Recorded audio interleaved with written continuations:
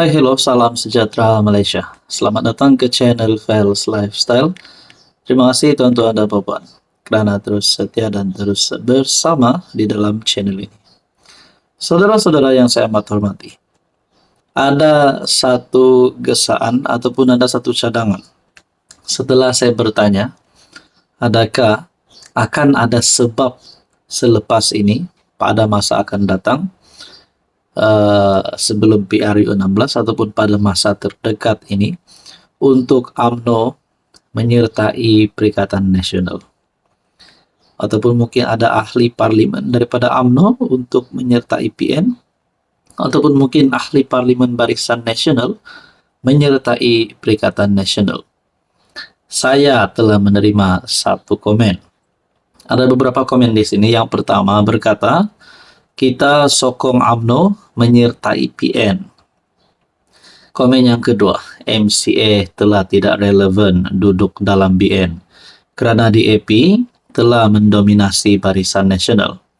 Elok sangat MCA pindah hala tuju kepada Perikatan Nasional. Saudara-saudara bayangkan kalau UMNO masuk PN, tinggalkan Barisan Nasional, tinggalkan Kerajaan Perpaduan.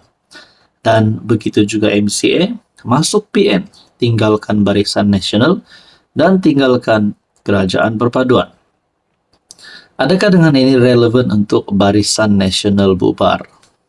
Persoalannya adalah, adakah Zaid Hamidi sanggup melepaskan jawatan beliau sebagai timbalan Perdana Menteri semata-mata untuk menarik sokongan terhadap Anwar dan menyertai Perikatan Nasional? Demikian adalah komen yang saya terima. Ada beberapa komen. Mereka kata sokong UMNO masuk PN.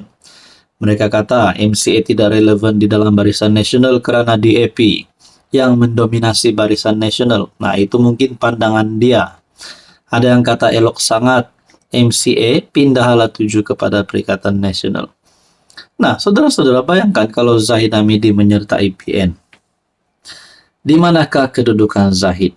Adakah beliau akan jadi pengerusi PN? Adakah beliau akan jadi timbalan pengerusi PN? Menjadi ketua pembangkang? Ataupun calon Perdana Menteri bagi Perikatan Nasional? Nah, semua ini menjadi pertanyaan dan persoalan paling utama. Tapi, di banyak-banyak persoalan ini, beranikah UMNO ataupun MCA keluar daripada Barisan Nasional dan menyertai Perikatan Nasional? Tuan-tuan dan puan yang saya hormati, berkaitan dengan komen-komen ini, apa pula komen Anda? Silakan komen di bawah. Hai, hello, salam sejahtera Malaysia. Selamat datang ke channel Fels Lifestyle. Terima kasih kerana terus setia dan terus bersama di dalam channel ini.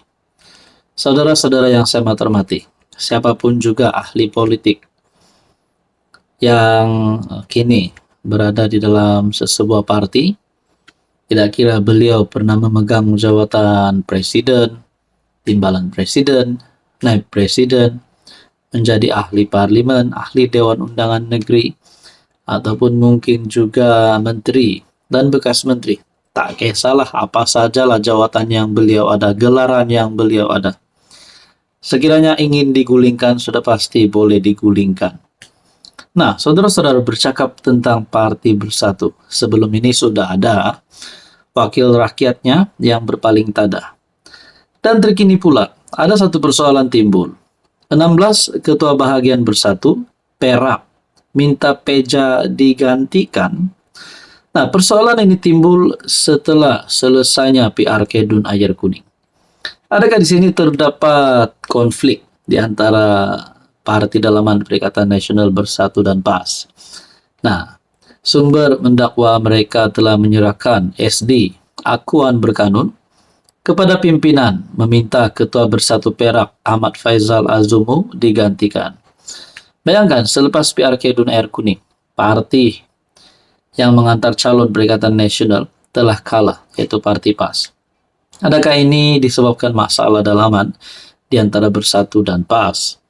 Nah, sekiranya ada sumber yang mendakwa penyerahan SD kepada pimpinan meminta Ketua Bersatu Perak, yaitu Peja Ahmad Faizal Azumu untuk digantikan, sekiranya benar perkara ini ada, Adakah sebenarnya ini masalah daripada Partipas ataupun sumber daripada Partipas? Nah, kita pun tidak tahu. Pergolakan dalam bersatu Perak susulan isu cadangan pertukaran kursi wakil rakyatnya dalam DUN didakwa semakin meruncing apabila ada akuan berkanun SD meminta ketuanya Ahmad Faizal Azumu digantikan. Perkara itu didedahkan salah seorang daripada ketua bahagian bersatu di negeri itu yang enggan dinamakan.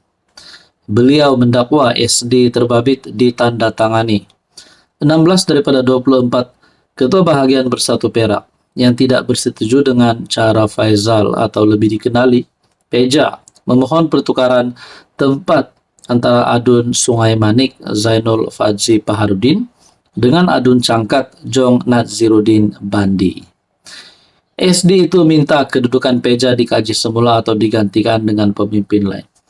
Nah, kalaupun bukan tentang PRK Dun Air Kuning, persoalan yang saya timbulkan pula adalah sekiranya Peja keluar daripada bersatu hanya kerana perkara ini.